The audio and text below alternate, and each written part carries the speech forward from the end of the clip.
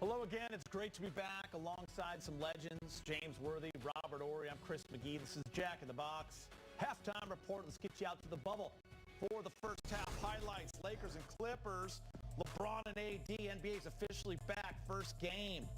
Before the game, both teams kneeling during the national anthem, arm in arm to protest against social injustices and inequality. Davis comes out hot. Spin move, reverse layup. 11-5 Lakes. LeBron with the vision. Big game. Yeah, came out trying to get other people involved, doing a great job getting the ball over for the score. KCP misses the layup, but there's AD with the putback dunk. 11-point lead. He has 14 in the first quarter. Second quarter, LeBron, his first bucket. One-handed flush. And then Rob, more from LeBron here. Yeah, LeBron is always going to that hole like a bull in a china shop, as James would say, in the easy bucket in the paint. Clippers getting right back in it, though. Kawhi getting to his spot. Inside for the elbow jumper. They're within 3. Waiters Island.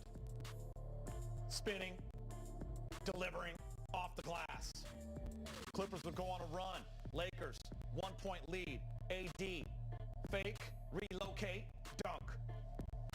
A lot of emphasis on AD in the post with good spacing. Allows him to do his footwork. Nice move. Spinning for the layup. So game number 1 of the restart. Lakers 54, Clippers 52. Kawhi 8 of 9 from the free throw line with 19 points. Anthony Davis 12 of 13 from the free throw line. He has 20 points. Paul George and Reggie Jackson in double figures. Kyle Kuzma with 10. More to come on the Jack in the Box halftime report. Year 17, and you still got to get out of the way when LBJ is going strong to the cup. Lakers lead Clips by a bucket at the break. Lakers basketball is brought to you by Jack in the Box. Order Jack's $5.99 Southwest Cheddar Cheeseburger Combo for Box halftime report. Here are your game stats. Lakers shooting 38% from the field, just 3 of 15 from 3. Clippers not much better, 42% from the field, 4 of 15 from 3. But look at the free throw line. 16 of 19 for the Clippers. Rob 19 of 25 for the Lakers, and most of it is AD. He's 12 of 13. Yeah, AD has been really consistent from the free throw line. He ended the season on the streak. Now he started it back up here. But AD is one of those type of players you have to worry about him on the floor at every moment because he got spin moves. He got 3 balls. He can put the ball on the floor. So AD's been aggressive attacking and rebounding and doing his thing. So AD has came ready to play, Dave. He did, and this is early. It's kind of like a scrimmage game, kind of a little sloppy for both teams trying to figure things out. AD really doing well at the free throw line. If he's going to have the ball in the post as much, he's going to have to be a distributor as well. I think he had like 1 assist, only shooting like 40%. So the free throw line has kept him alive. Just goes to show you that he can get his numbers in other places. But I would like to see uptake, and his assist, since he has the ball a little bit more, get Waiters involved, get some 3-pointers. Lakers don't shoot that well from 3. They got to start working on that. All right, good stuff, guys. Rob? Yes, sir. Say cheese. Dion Waiters has 4 points off the bench. Nice move here for 2. Mo Larry the cheese.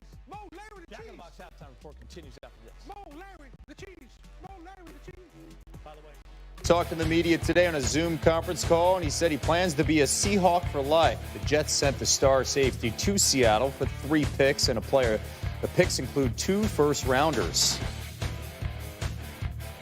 And the newest member of the Seattle Seahawks, Jamal Adams, joining us now on SportsCenter. Jamal, you requested a trade after it didn't work out with the Jets. What does it mean to you to be a Seahawk right now? Well, man, before we get started, man, I do want to, show my love and support. I want to say that, we need to arrest the murderers of Breonna Taylor. My thoughts and prayers are with her and her family and so many others. I just want to, say we're still fighting for justice. But to be a Seattle Seahawk, man, I'm excited. I'm excited to be a Seattle Seahawk, and I'm excited to be a part of something special over here. The organization is great. It's all about ball. It's all about, winning. It's a winning culture. And I'm excited to be here, man. Powerful message with social justice as well as talking about the future Absolutely. For you. Back in February, Jets GM Joe Douglas said his plan was to make you a Jet for life. How would you describe the last 5 months unfolding between you, Joe Douglas, and head coach Adam Gase? Well, I first want to say, man, I have nothing but love and respect for that organization. And, I really do wish them well. I truly believe, hopefully, they figure it out and they start, competing for championship. Man, I have no hate towards anybody over there. I really do wish them well. And, like I said, I'm excited to be a Seattle Seahawk, man. Now, you mentioned relationships, and over the weekend, former teammate Le'Veon Bell had some choice words for you on social media, criticizing how things played out. And you took the high road. You simply tweeted back, noted, "See you week 14." I just want to know your reaction. Not so much, obviously you're taking the high road with your teammates or former teammates, but what was your reaction when you read that on social media and how that was playing out? Oh, man, at the end of the day, man, it's nothing but love for Le'Veon, man. I really do wish him well. It's everybody has an opinion about certain things, and, that's just the nature of the beast. I had to do what was right for, my family and I. And, hey, man, no love lost for anybody over there.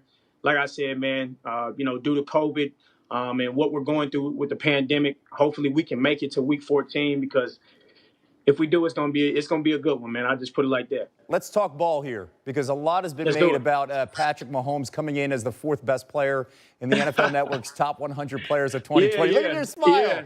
Yeah. I mean, top 5 is pretty damn good, man. But I feel him. I understand it. Me and Pat, have a great relationship. He's so competitive, so I understand it. But he's behind 2 other quarterbacks. I mean, Lamar Jackson, the reigning MVP, took the top spot. Yeah. And now your new teammate, Russell Wilson, at second. And you have such a unique perspective. So as the safety here, what's your reaction to the QB order here in that top 5? Well, I've played against 2 of them. Obviously, one of them is now my teammate. So practice, I'm going to have to, kind of, describe his game. But everybody that's on the top 10 list, the top 5 list, should I say, even, top 30, top 50, just to be on the list, period, is a hell of an accomplishment. And, you're voted on by your peers, and that's the good thing about it. So everybody has their opinion about everything, and everybody, says who's the best. And at the end of the day, those are future Hall of Famers, man, and they're working towards it. And there's nothing like competing. So I know how Pat is feeling. But, I got to reach out to him and definitely get a giggle out of that one. Jamal, we appreciate the time. We wish you the best of health this upcoming season. Let's hope we have some football. Thank you. I appreciate you, buddy.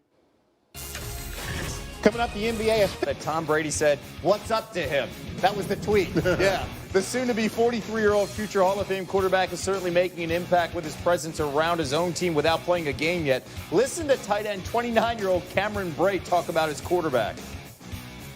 Someone that I've looked up to, and, from my first memories of watching NFL football, Brady was in the league, and, someone I just looked up to, the way he took care of himself, the way he prepared for the game, his passion for the game.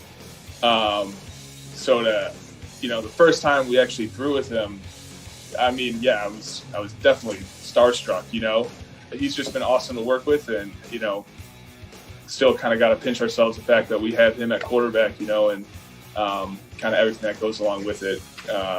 Everyone here is just super pumped. It's like how I feel working with you, Kev. Yeah, appreciate that. Yeah, no problem. As of this evening, no fewer than 30 NFL players have decided to opt out of participating in the upcoming season due to coronavirus concerns. Also virus-related, the Cowboys announcing no season tickets and capacity at AT&T Stadium will be limited. Pittsburgh Steelers coach Mike Tomlin speaking on COVID concerns. In this COVID environment, if you're not exercising discretion and being thoughtful about how you move, that conduct is detrimental to your cause and to ours collectively. And so that's the messaging that I'm delivering to those guys. We got to conduct ourselves accordingly. There's been a lot of work to position ourselves to be where we are right now. It's one fail, all fail in this environment. And so we're going to continue to package the messaging that way and be very transparent. It is that. It's conduct detrimental to their efforts and ours. All right, a day after Lamar Jackson said he was impressed by Antonio Brown's work ethic while they worked out over the summer and hoped the Ravens would consider signing him, Ravens head coach John Harbaugh was asked about Jackson's comments today. Listen to this.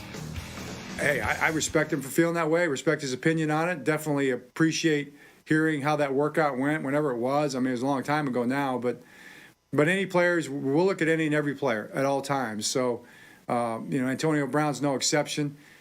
Decisions will be made based on whatever they're made, and I don't think he's really available to even sign right now, so it's not really a conversation that you have until he's available to sign. Maybe I'm wrong about that. That's something that I'll have to ask Eric about, where that stands with the league and the player, but that's where we stand on it.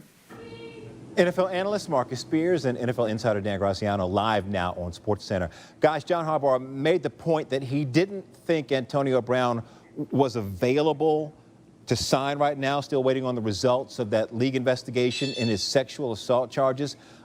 Dan, starting with you, what's the latest on all that?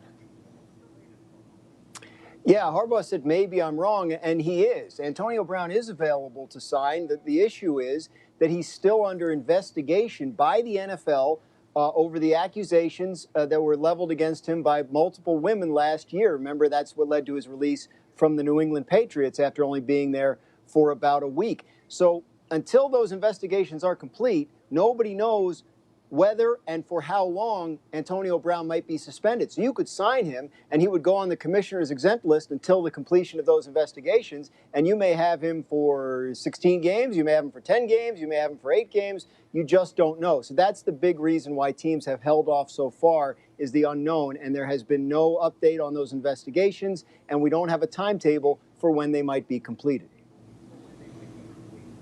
Dan always dropping the hot facts. Listen, Jay, to another point, though, this is what it's going to take. It's going to take the face of a franchise to literally go in the front office and vouch for AB, especially spending some time with him like Lamar Jackson did this summer. And obviously, you want to be very aware of the culture and the environment you're bringing him in and making sure he's vibing with a couple guys on that team to make sure he's cool. Like, we know AB biggest detriment, I'm talking about football specifically, was the celebration after the Raiders released him. That is a black eye on his career. That will come up every time we talk about AB's career and the history that he's had in this league, as well as him being one of the better wide receivers. And I believe if they sign him, they become a true contender to go to the Super Bowl, and he could give them that lift they need to get past Patrick Mahomes and the Kansas City Chiefs. Before I ask the next question, Marcus, would you want him on your team right now? Yeah, I would. And that, with a caveat, though, it would have to be a player-led, player-driven conversation. And to get AB into the locker room. This is nothing to do with the front office, nothing to do with the head coach.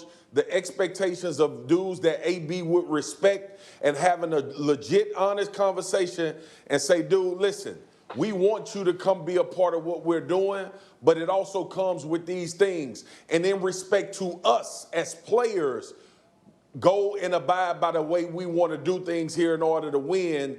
And you kind of got to separate the player part from the front office and coach part. And then he feels that respect to you as players as opposed to the organization. I think that's the way I would work it. Okay, next topic. Just days into training camp, the Bills shut down their facility and sent the rookies home for the day after 5 positive COVID-19 tests. Dan, what more can you tell us about this? Yeah, it's not necessarily the 5 tests. It's the fact that one of the positive tests was from someone who had already completed the entry protocol, right? You have to test negative 3 times before you can enter the facility and start football work.